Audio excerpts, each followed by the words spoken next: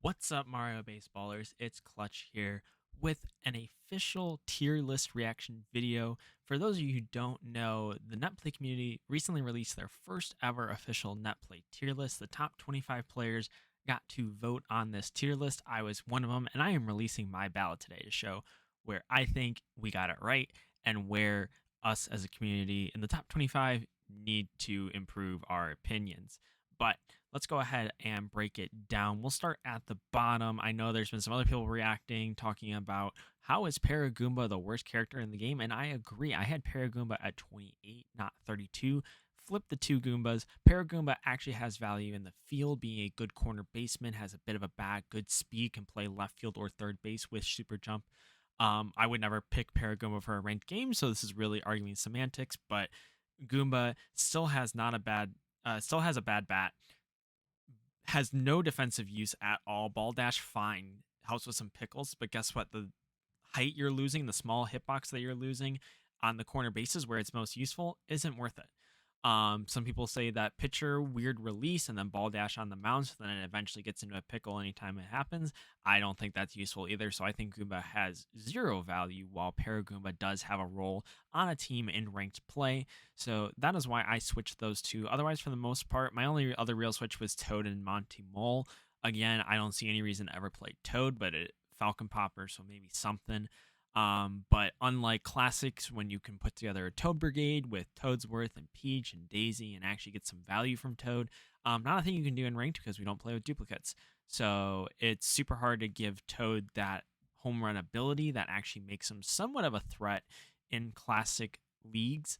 But for that reason, doesn't really have a spot in ranked. Monty Mole, again, not really a great character, but has a super great bat reach and an okay slap. With really good defenders, it doesn't play as well, but in a classic setting, when there's really not good defenders, such a great bat. I've been having great success with him. I do think in certain situations where you have a surplus of star hitters and you have an open center field spot and Toadsworth is already off the board, I think Monty is a extremely discount Toadsworth. I've picked him a couple times this season when that situation has arisen. He's played really well. Also requires the opponent to not have Yoshi Birdo, I think. So again, not something that comes up often, not something I'd probably do in a top tier game, but just grinding some ranked. I think there's some value in Monty being picked, but again, super fringe cases shouldn't come up often. So I'm totally fine with where he's at on my tier list. Then we have the biggest drop that I first see is Dry Bones at 24 when the community had him at 21. This simply put is I think Dry Bones really doesn't have a spot that Paratroopa wouldn't have. Chemistry for Bowser team, I think you'd rather move Bowser around in the middle infield than use Dry Bones. And then you could take Paratroopa for a corner base or a left field. Again, I just think Paratroopa does everything that Dry Bones provides, but better. The only other difference is that you could go Falcon Pop with Dry Bones, but I don't think that's worth it. Really hard Falcon Pop to execute. The recent batting discovery by Roaming, that means that Dry Bones is better as a righty. I mean, if people start using him properly now, maybe gets a little more value, but again, I really don't see a spot for him on the field. Toadette at 23 instead of 22, I thought was very weird.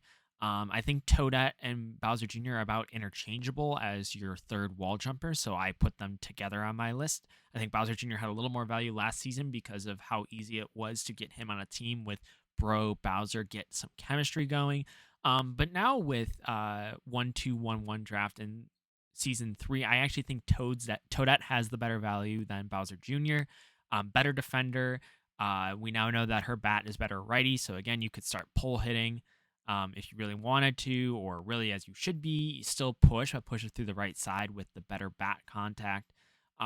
Still not an excellent bat, but I think it's way more usable than people give it credit for. And overall, like I said, when you're already in a position where you've already skipped the first two wall jumpers, Toadette as your third is not bad. So for season 2, I think BJ was better than Toadette, but I expect that to switch in season 3. My next big drop was Paratroopa at 20 when everyone else had him at 17 as a community. I think that more has to do with who I rated higher on my list than how I feel about Paratroopa. I think I value Paratroopa very similarly to people in the community. I think that he has a great line drive star swing. I had one of the best averages and productions with Paratroopa last season. So I can say that I really like the character. I like having super jump. I like the arm. I like the chemistry with Bowser. Really great chemistry. Unfortunately, I think that it's a very niche role that Paratroopa fills. You need to have an open corner base and be the Bowser team. I really, as much as you could put Paratrooper in left field, I think that's a huge hit to your left field defense. And while I said the line drive star swing is pretty solid, the slap is all right. Um, I think, like I said, I think my valuation of Paratroopa is more about who I value higher that was behind him in the community versus how I feel about Paratroopa. I think Paratroopa at 17 is fair. I just think there are characters better. And again, I think that kind of niche use where he has the correct value to be picked by your team, very circumstantial. So that's why should be outside the top 18, should be picked all the time. But in very specific situations, should see play every time when that situation arises, in my mind. Next, I had Diddy way lower. This is because I think Dixie is the better pitcher between the two monkeys. The sidearm action plays up really well on Netplay. I think it's easier to continue to use Boo and Dixie have the same kind of style. They're both sidearms. You turn Dixie around, be a lefty. And so from game to game, instead of worrying about trying to adjust between using Boo and Diddy pitcher, I'm using kind of very similar pitchers. In fact, Dixie with the slower pitch speed and better curve plays a little differently than Boo. I think they both have their strengths and weaknesses for that. And so actually it's very interesting how that works. But again, they're very minute differences versus Diddy is a huge difference. And to pitch effectively a Diddy is very different than pitching with those two. I also think Dixie's bat is better. And especially now in 1-2-1-1 draft, where I actually think getting some chemistry for DK could become more and more important. Having a monkey that consistently get on and set up chemistry for DK is huge. And so I think that is why Dixie is rated higher for me than Diddy. But again, I think that's more a personal preference. I don't think Diddy at 16 is outrageous. Again, he's kind of the second pitcher. He kind of only has a role because second pitcher. But then otherwise, I still had him at 19 because I did use him for a period of time. And also, I think he does have some value as a left fielder, center fielder. If you have Boo on your team, you still have DK. If you really think you're good with his bat or you can boomerang ball, I think there is some value to picking him. So Diddy still has a spot. Again, I just think outside the top 18 should only be going in very niche scenarios. Next up, I have Shy Guy up 4 spots. I really could not believe the Shy Guy slander on this tier list. Shy Guy was fantastic. I always took him at 18 when I had the Birdo team. Give me that shortstop to first base chemistry. Falcon Pop was pretty good. When they're trying to pitch away from the Falcon Pop, his slap is so good. Shy Guy, really great character. I'm surprised that people didn't value him as much as they probably should have. I think people just didn't explore it. I feel like I was one of the few people that actually did it, and I feel like it paid off more often than not. Even if I wasn't getting the hits down, the outs that I was getting that I would not otherwise because of chemistry throws was worth it as the 18th pick. And first base defense isn't that bad. He's a short character, but has a pretty solid jump, and sliding catch at first base, I actually think is more important than third base.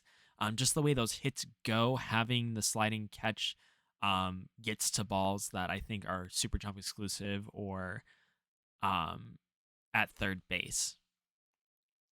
Next up, I guess I had PM and Luigi down, and then the other big rise on my tier list compared to the community is Noki. For the life of me, I do not understand why Noki is outside the top 18 in the community tier list. Noki should go every single game. Second best left fielder, serviceable middle infielder, can play catcher. I think the second best reliever behind Waluigi. Another side armor does really well on the left side. Sorry, the right side, while Boo and Dixie should be lefties. But the great thing about Noki is I actually think she can be used as a changeup against specifically Madge. I've been trying that matchup. I think as the righty side armor and does those little outside wiggle pitches, I think is really effective against good slap hitters from the left side if you really need to get an out. I think it does better than trying to pitch Dixie or Boo. So I think there's actually some value there. And like I said, also then setting up chemistry for Pianta. I think Pianta should not be a righty anymore. Falcon Pop is kind of pitched around. It's hard if you don't have stars. He's completely useless because of the large star spot from the right side, as we've discovered. So I think lefty PM is so crucial. So that's why I think Noki should be above PM, because I think Noki is the reason that PM is any good. outside of being sometimes a consistent single hitter and playing a decent middle infield. But I think there's better options. I think Wario is a better shortstop, which is why I have him higher on my tier list. While they're pretty close on the community tier list, Wario and PM, I have them a lot further apart because I think Wario is the clear pick over PM. Chemistry puts him over. I think the range puts him over. The arm doesn't make that big of a difference, especially if you're able to put Walu at first for that chemistry. So for those reasons, I think PM down, not huge compared to the community, but PM should be a later pick. Wario should be higher. Other big drop I had, Toadsworth, 2 spots down. Community had him 11. I have him 13. This is mostly because I think some people are okay with him in left field. He's absolutely not okay in left field. The hits you're going to gain over picking a good left fielder such as Noki, I think is going to cost you more outs than the hits you're going to gain by picking Toadsworth. Toadsworth is an excellent slap hitter, one of the best slap hitters at hitting away from Yoshi because you can yank it or you can push it. Or go up the middle. He's really great hitting to all fields, so you have that ability there. But it absolutely has only a role when you have an open center field. If you play him anywhere other than center field, maybe first base too is okay. But there's so many characters you otherwise want at first for chemistry throws on your infield. I think Toadsworth just unfortunately has the issue of being a poor defender, even though he is one of the best slap hitters in the game. If he had an arm or any speed, Toadsworth would probably be a top 8 or 9 character instead of hitting around 11 to 13. Otherwise, my tier list is pretty similar. The only other swap I had was Yoshi and Bro. I think that's right now because of ZYZX. Yoshi is just such an unbelievable defender, and that just pushes him over the top of the heavy hitting of Bro. However, once that is patched out of the game, I think that switches back Bro over Yoshi, but Yoshi is still definitely the 5th best character. I think for a period of time, I was thinking even that this season that Yoshi could actually take the spot of DK as the 3rd best character, put Bro at 4, put DK at 5. But I said with the recent changes that are being discussed and will eventually be implemented of eliminating ZYZX, I think it will go back to DK 3, Bro 4, Yoshi 5. And otherwise, that is pretty much it. Trends I think we will see in season 3. I think Shy Guy will not change from where he's at the list right now. Actually, I think he will go down on my list because just the way the draft works in 1-2-1-1, Shy Guy doesn't really have a home anymore. Don't need him for that first base chem because you're usually getting Birdo on the PD team or it's on the Bowser team to take away that captain spot. And so it's really not worth it to keep playing Shy Guy. Also, more importantly, I think the reason you didn't play Shy Guy or you played Shy Guy at first over PD in the previous season was you had the ability to play PD at catcher. You didn't have a lot of other good catching options. I think that would get picked before, or you shouldn't be valuing that.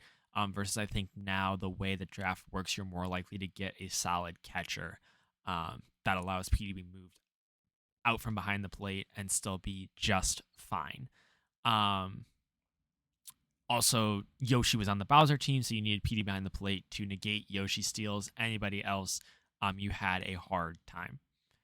I think Noki will stay right where she is on my tier list, which means I think she should go up in the community tier list in season 3, especially now that PM is being seen more as a home run hitter than a Falcon Popper because of the recent discoveries and the recent change in thinking.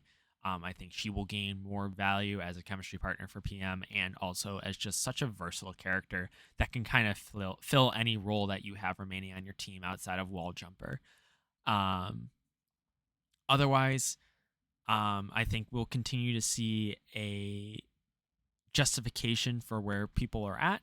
I think people are going to start using stats more. I would encourage people to look at their Rio stats next time before this tier list is made. Because I think that'd be really interesting to have a much more analytical tier list next time. But this is such a cool project that Coke's put together. Shout outs to him for doing this. Shout outs to people that have already reacted to the tier list. Super excited to see where this goes, and hopefully I will have my vote again next season after I place top 25 once again.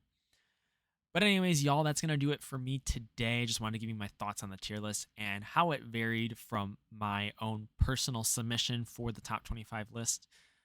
If you like what you saw today, make sure to hit that like button, hit subscribe for more Mario baseball content. And until next time, let's play some baseball, y'all.